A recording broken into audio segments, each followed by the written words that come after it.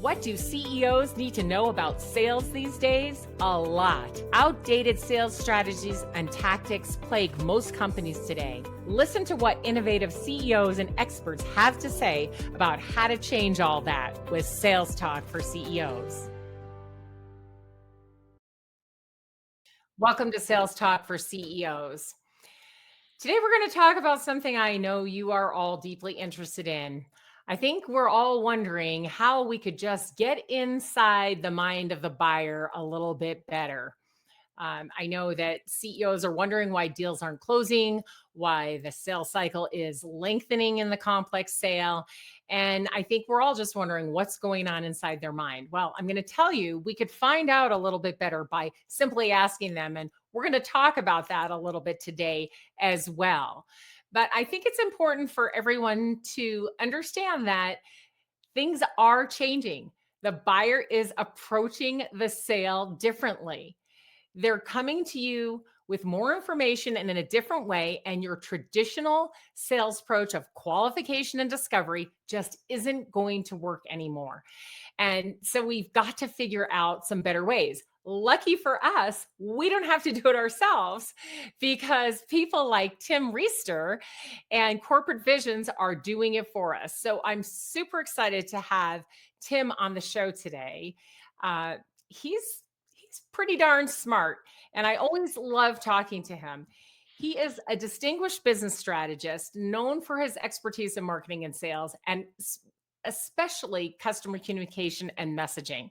He's the chief strategy officer at Corporate Visions, and he is out there helping companies every day to understand the buyer better. Welcome to the show, Tim. Wow, Alice, thanks for that. It's not only great to be here and see you again. I love addressing this audience because I would say that the black box of sales is the CEO's sort of big question mark every day. And I'm always talking to sales leaders, but the leader of sales leaders, it's an honor to be here today and speak to you all. Yeah, I agree with you. The CEO is the leader of sales leaders, and it's such an important role. And that role that the CEO has in sales is always there. It changes as the company matures, but it's always there. And it's just so important for them to have a sense of what's going on with the customer and what's going on with the sales process and whether or not the journey and the process are coming together and all of that good stuff. So, let's start just for a minute. Tell us a little bit about what Corporate Visions is focused on today. Well, the main thing that we're focused on today is trying to understand at its essence how to equip and enable your sellers to be what I call the best players. I use a little poker analogy. It turns out when they studied 103 million hands of online poker, that only 12% of the time did the best hand win. And companies Mm. are fanatically focused on trying to create the best hand, but it turns out 88% of the time, the best player wins regardless of the hand they're dealt. And to me, that's really where your commercial engine, the salespeople, I like to say salespeople with their lips moving, that's where they show up. Regardless of the hand they're dealt, they can still win. I always say the best story told best will still win.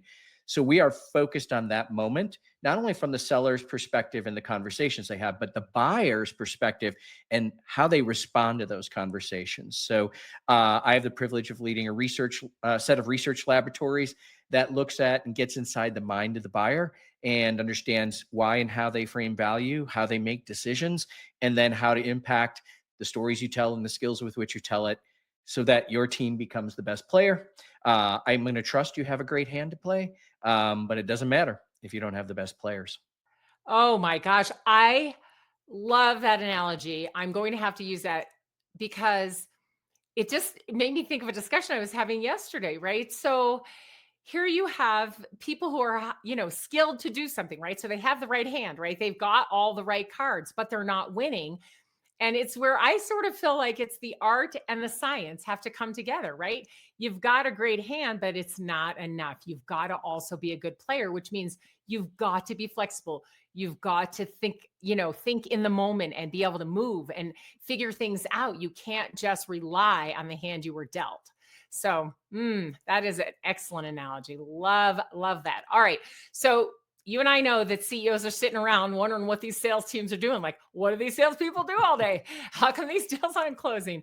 Why did we miss again this quarter? You forecasted all these deals. Well, the buyer just isn't behaving the way we want them to. And we don't understand it, do we? So let's start there. Let's talk about what's different about this buyer and how they're coming to the table. So, yeah, a salesperson is talking to them, but it's not the same. Yeah, we call them the pre-convinced buyer. It doesn't mean they're convinced they're going to make a decision or they're convinced that they have the absolute right solution, but they are really convinced they know what they're doing and they're convinced that they've put a lot of time and effort in before you show up. And there's a scientific term for that called the escalation of commitment. Mm. The escalation of commitment. And we all do it. So I Like we get put more and time. more Yeah, committed as I like convince myself, right? So right. then I'm really committed to that thing I convinced myself about, whether it's right or not. Yeah, I talk about it in terms of how much time, how much money, and how much stomach lining have I put into this, and my commitment goes up as I put more of each of those things into it. Even though you're not done yet, you haven't got to a decision. Like you're like, hey, we've come this far, and so the challenge is because research and the availability of information is so prevalent, and the tools at the disposal of the buyer. We keep thinking, hey, what's the AI for the sales team?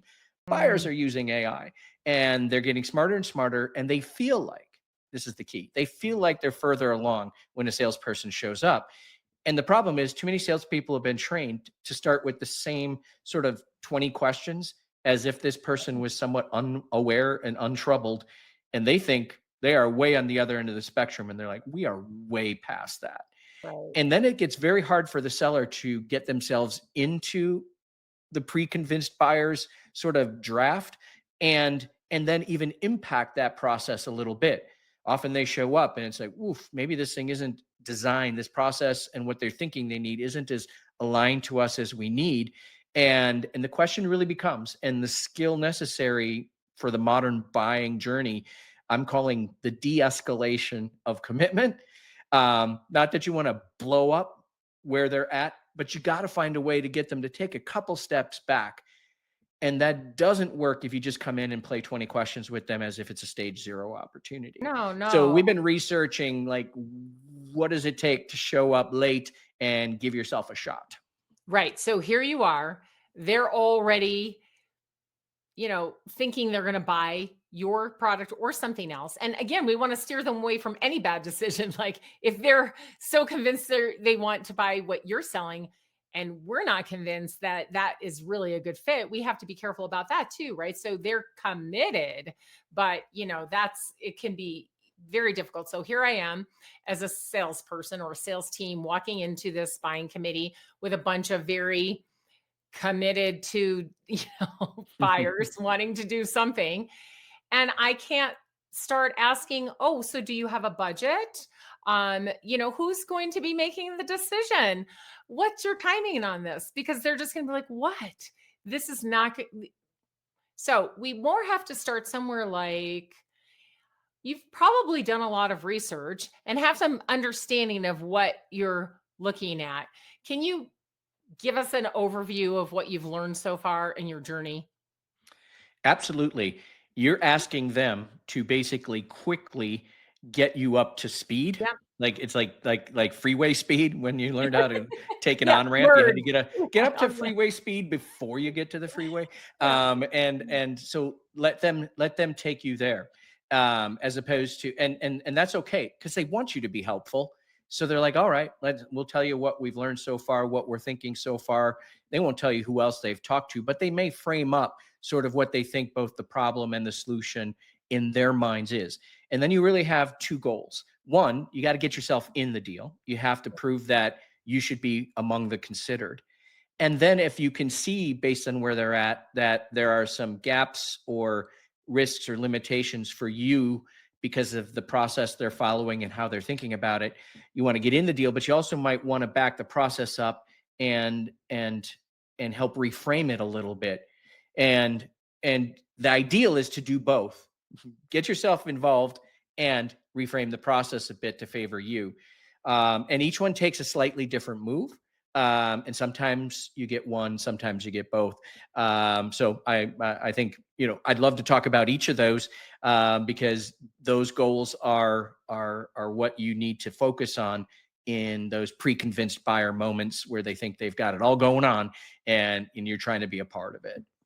Yeah, interesting. And definitely let's talk about those. But it makes me think, all right, myself as a salesperson, a CEO and a salesperson, which most CEOs do both, right? Thinking through what my salespeople are doing when they're in front of that customer, right? And like you're saying, first they got to get in and prove that they should be in. And then second, you kind of got to slow it down or, you know, reframe it so they can tell you. Because one of the things that I always want to do is understand what problem they're trying to solve, right? And it's a little scary sometimes because I find that a lot of buyers have not completely, you know, I'm not convinced they completely understand the problem and how it's going to impact not only their department, but the rest of the entire organization, right? And so making a decision on what we want to call thin ice, right?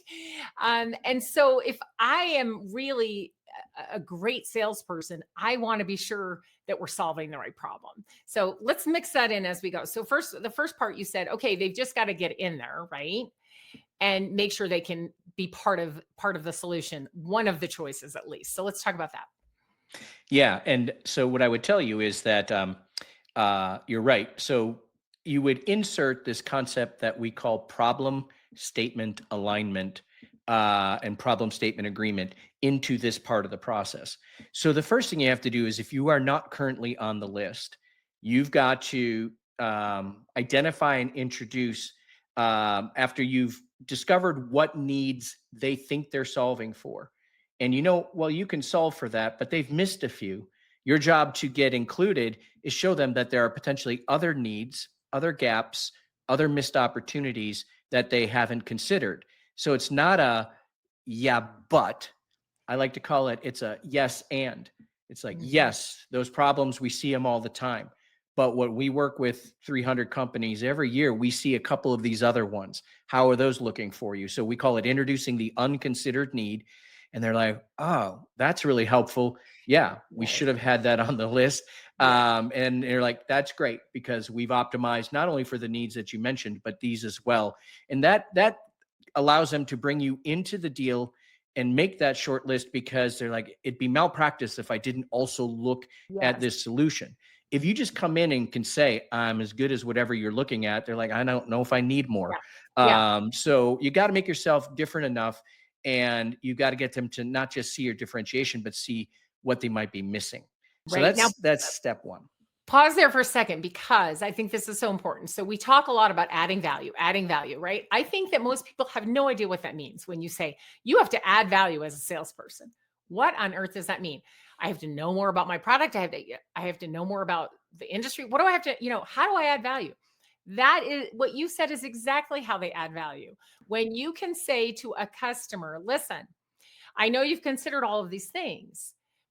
We do this every day, and I have 300 other companies who are doing this, and what we have seen is this and this are important too, right? And if you can't do that, it's going to be hard for you to get in at this point with this pre-convinced buyer, right? Because they're like, yeah, well, I've already got three other companies to choose from that look exactly the same and I can't differentiate between them at all. So I don't need a fourth one to try to figure out. You've Right. got to bring that value, and that value is very specific in helping them see something they didn't see before. Yeah, missed problem or missed opportunity because of the experience you have with many others who look like them. Salespeople often think they should be asking the questions and probing for the pain that this customer, frankly, already knows they have. It's the thing they don't know they have that they're most afraid of. And that's where you add the value. I always joke that asking them what their problem is that they already know and then playing it back to them doesn't make you a trusted advisor. That just makes you a tape recorder. It's when you tell them the things they might be missing, not because they're stupid, because you're going to help make them smarter, because you see more of them, more people like them than they get to see. Right. And also that invokes, I like to say, the most powerful human emotion, which is voyeurism. Like, people just lean in when they're like, what do you know from these other 250 companies that look like me? Because that will tell me that's benchmark me, do something, but like share what you know, and then let's put us into that story, and then you will have added value.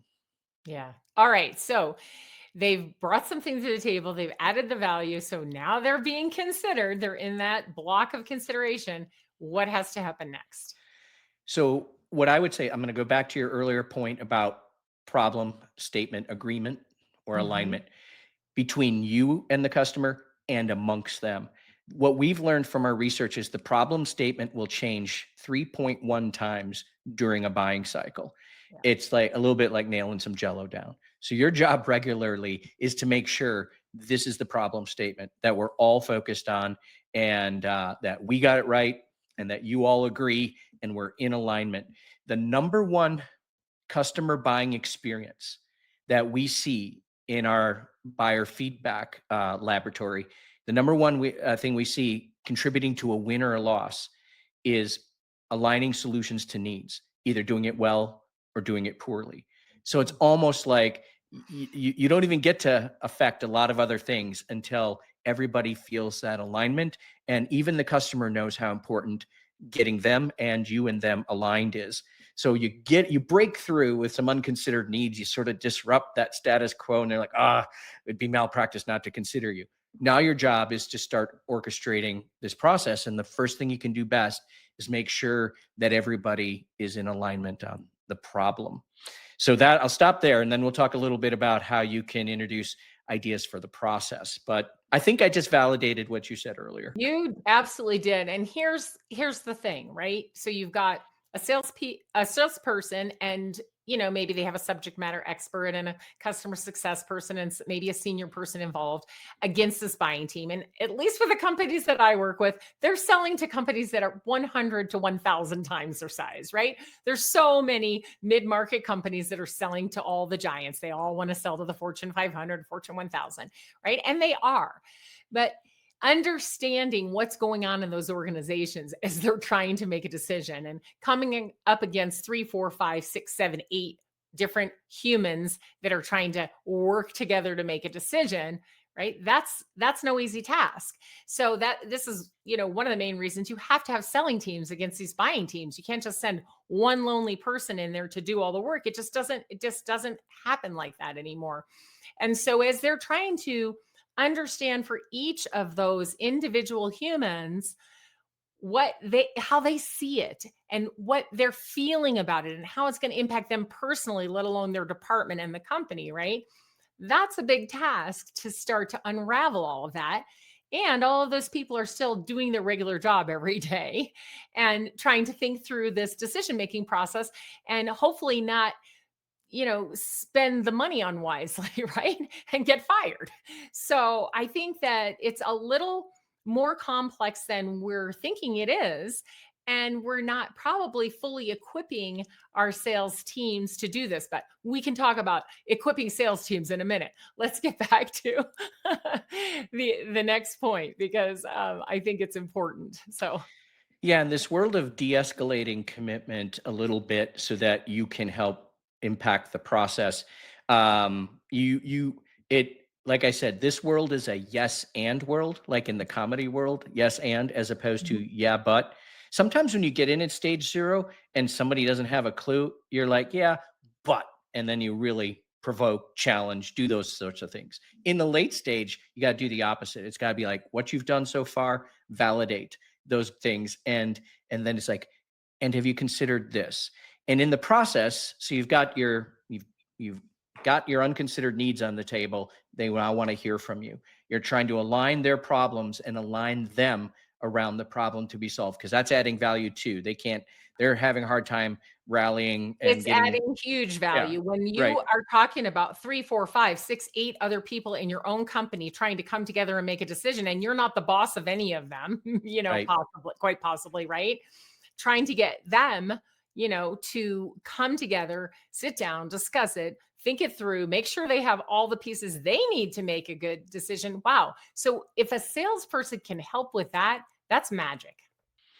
And then this third thing then is, how do you impact the process of their decision?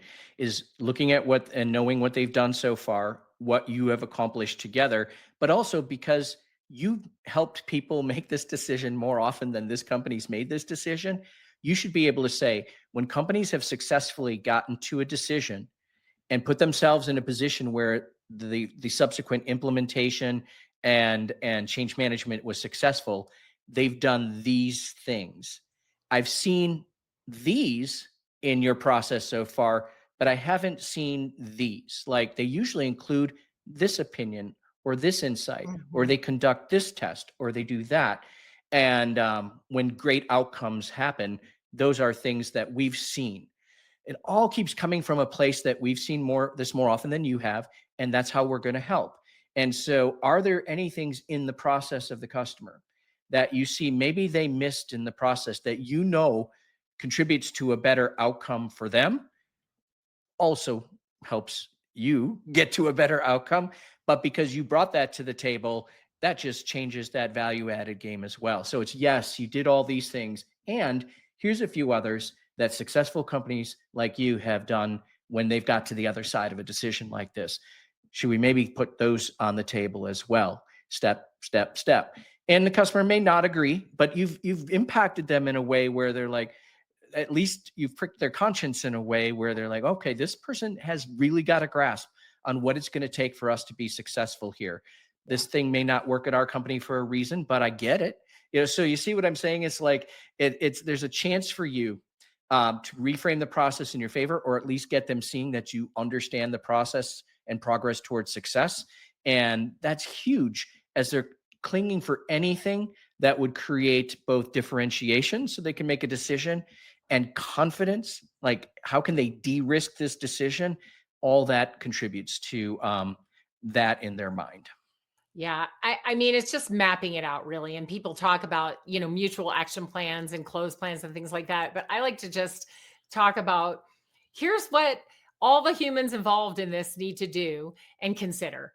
And if you show them, they've got a lot of things right on their list. But if you start inserting, like you said, some of the things they might not have thought about that will really help them make a better decision, remarkable, right? And they do gain that level of trust that you're talking about. It's like, oh gosh, we didn't think about that. Yeah, you're right. We're going to have to talk to this person who does this thing at our company in order to get this completed. Absolutely. And what's always astonishing to me is that salespeople think that the people buying from them know how to buy from them. But Yeah.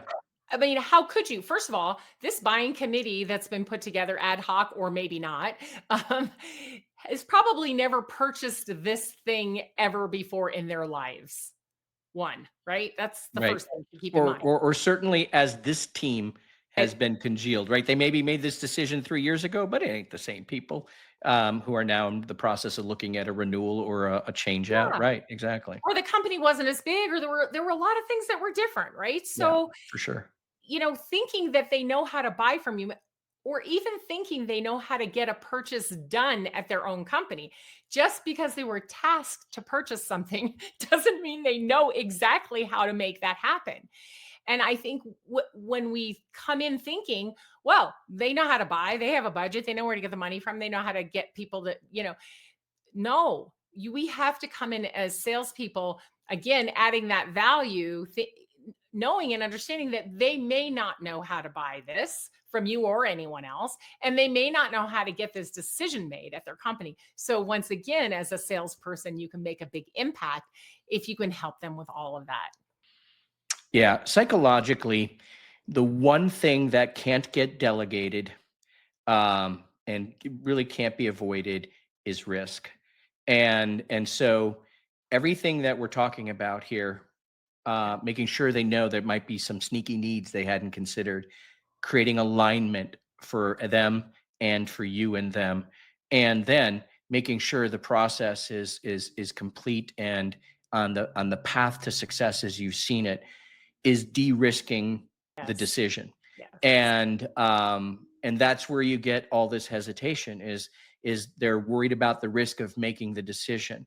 Now you're putting them in a place where they're like, okay, the decision doesn't look risky. Now they have to examine, and you have to help them see why not making the decision is risky. Right. And the executive deciders who are in that room, yes, they want to know if they're going to drive some revenue or take some cost off the table, but the one thing they can't delegate is risk. So now you have to look at the risk to the organization that you will mitigate, eliminate, avoid, stop, and that becomes then sort of like the bow on all of it. Is where can you take everything you just did and show them how you're going to take risk out of the organization for them, even though you're asking them to take a risk by making a change. The risk of staying the same now seems bigger. And Tim, in my world anyway, I don't know about yours, but I don't see a lot of training and practice around risk mitigation with salespeople. Yeah, I mean, we all like everybody wants to be in the business of projecting ROI and some sort of positive gain or some sort of upside, and they're ignoring all of the brain science that Right. says you and I are more motivated to change. We're more motivated to do something to avoid risk than we are to get a gain. But yet 100%. it just doesn't feel like I don't want to be that person. You do, Yeah. because what you're doing is like you've got their back. They are less likely to move for a potential gain versus a certain loss. Well, And and so, that research is not new, right? I mean, right, Tim, oh, that 40 research years has old. been right. So we will move faster, we will spend more, right, to avoid a loss. And yet we don't teach sellers about risk mitigation. I don't see it in any of the training programs that I'm seeing. I don't see it in the onboarding process at companies that I work with. I'm just not seeing it. So I think it's definitely a topic that needs to be addressed. If you're listening out there, CEOs, what are the risks that the people buying from you are taking and how can those be mitigated? Train your teams on that. So important. All right. So this brings me to another topic that I want to get into with you because I think it's just so critical. So all I agree with everything you and I, we're so like-minded in this. There's a lot of people out there who know this research. They know that this is how the sales needs to be done. And yet, right? And yet we don't have sales teams that can do this. And that's why the deals are dragging out. They're ending in no decision because people just don't know how to do this, right? Mm. So we're training our salespeople, right? We bring them in, we onboard them, we give them product training, we give them sales training, some basics, unfortunately, and it's the basics of like very old methodology that doesn't work anymore. And then we send these young people out to go call on people they really know nothing about, don't know what a day in their life is like, or what concerns them, or really how to have this deep level conversation they're going to need to have, or how to guide a conversation like that. So let's talk about how do we get these salespeople where they need to be so the CEOs can stop wondering what are the sellers doing and why are all the deals stalled and why did we not hit our number again this quarter? Yeah, there's training for that, and we're barely going to scratch the surface in a podcast. But I want to hit on a couple things that we found. So we at Corporate Visions, we have a roster of about 30 former C-suite executives who have helped us construct an executive conversation, business and financial acumen training course, and they teach it. So they are very good at explaining when they were on the other side of the desk, what would force their hand to make a decision. And it's very enlightening. And one of the things that strikes me is the self-awareness sometimes. A lot of times that executives want to say, I just need an ROI, a TCO, an FYI, a TBD. Like I need something rational and logical. But the reality is these executives will tell you that these decisions are way more emotional.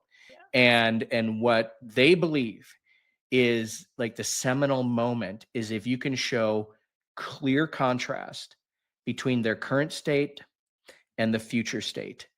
And contrast is a highly visual idea, and most organizations are so complex that it's very hard for them to get a grip on what their current state is.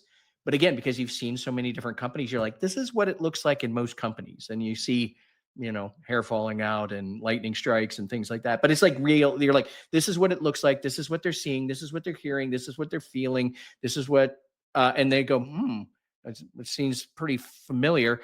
And then you show them the contrast. This is the future state when companies make a journey that they mitigate all that risk, they resolve all that risk, and they take advantage of these opportunities that they were at risk of missing out on.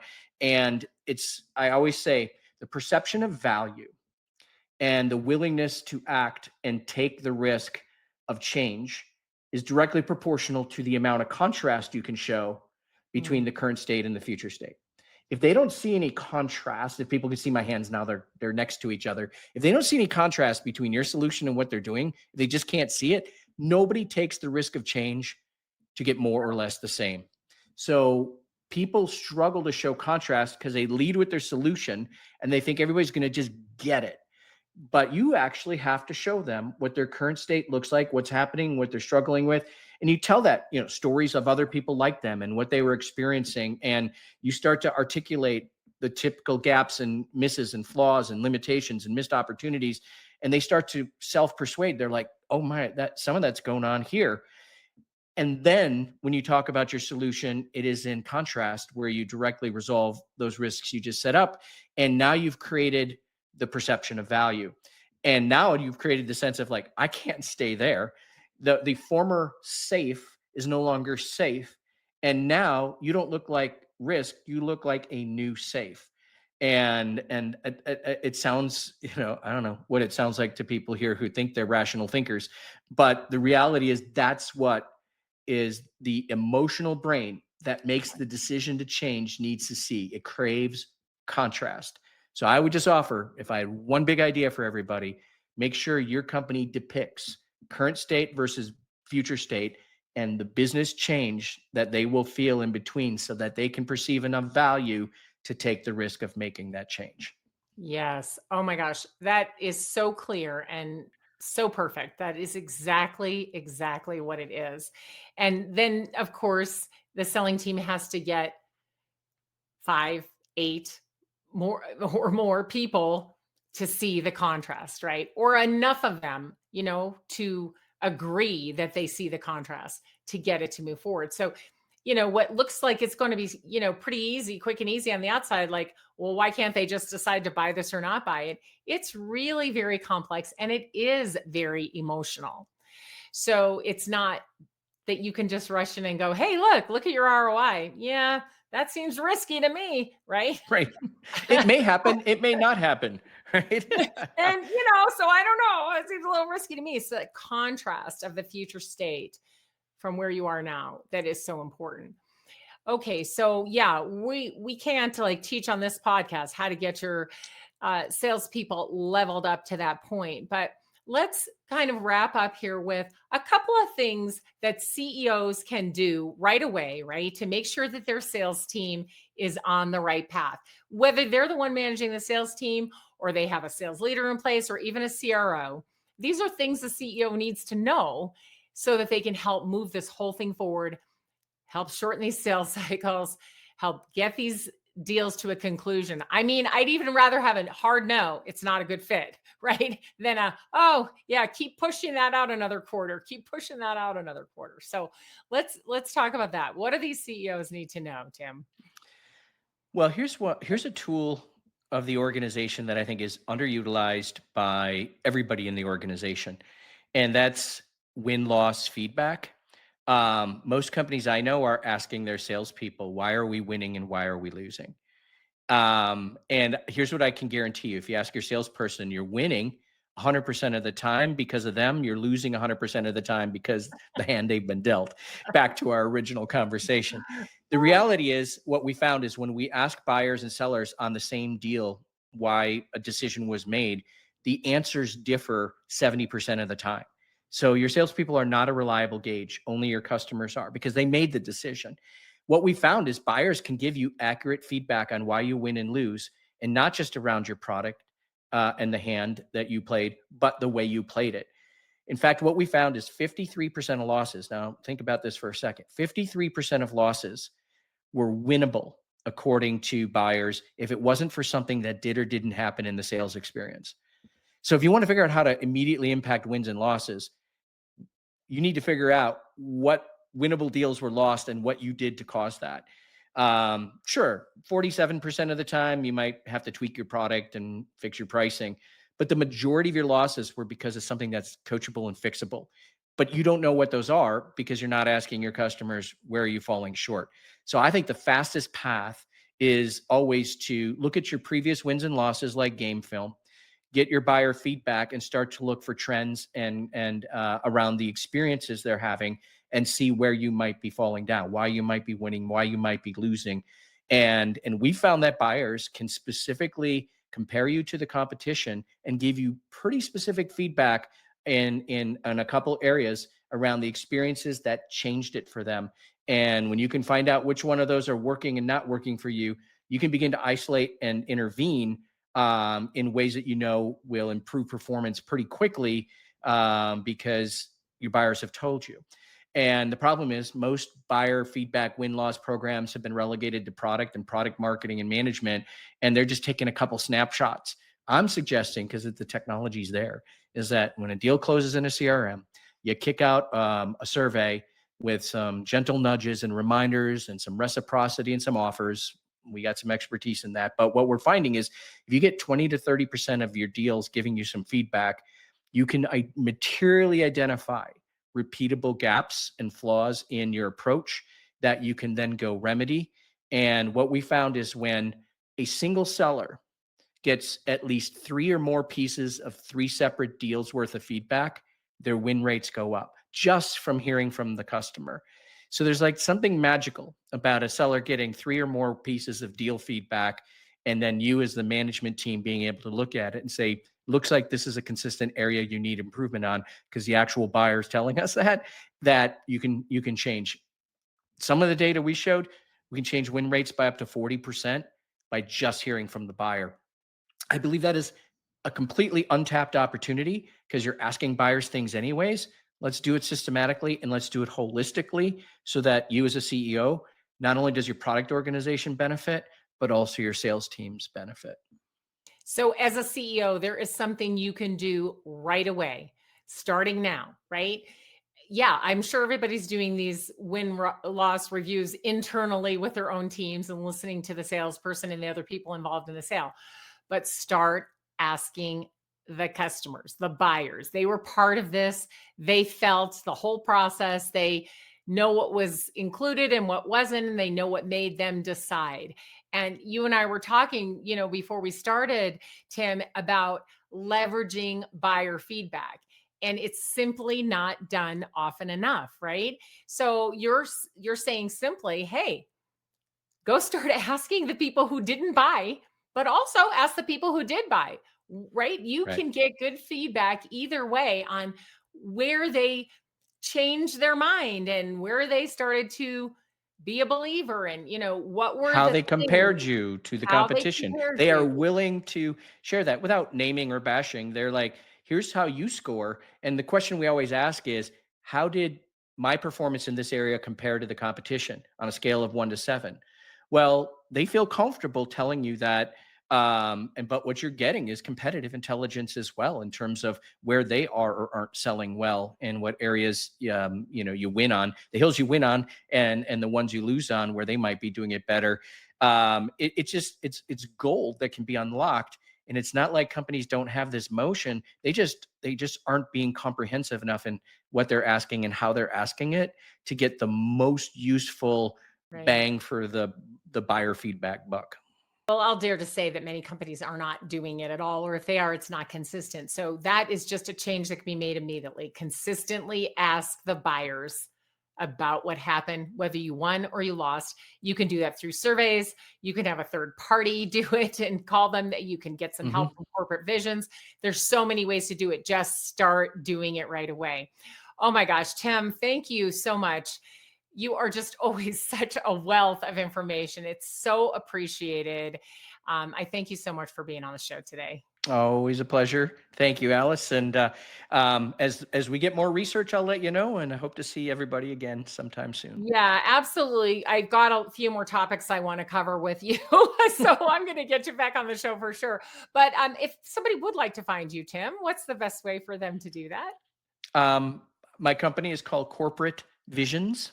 Corporate word, visions word, well, one word, not too hard. And a lot of resources on there in terms of our research and the insights that I shared today. There's ebooks and free stuff, lots of free stuff, webcasts, free stuff Yeah. there for you to go check it out. And I'm always happy to have a conversation with anybody in their leadership teams, free of charge, just to share some of these ideas and see if they can be helpful. Absolutely. And Tim has his own podcast, so you can watch that. It's on the Emblaze page on Yeah. LinkedIn or on Tim's page. Just follow Tim, and you'll see his podcast as well. And some great conversations. I've gotten to listen to a few of them lately. Yeah, So we call it the emblazers. Emblaze is our word for the research that we're doing because we want to empower and blaze a path to growth. So the emblazers, you got to try and be clever these days. you do for sure. Thanks again, Tim, and I will be talking to you soon. Thanks, Alice. Good to see you again.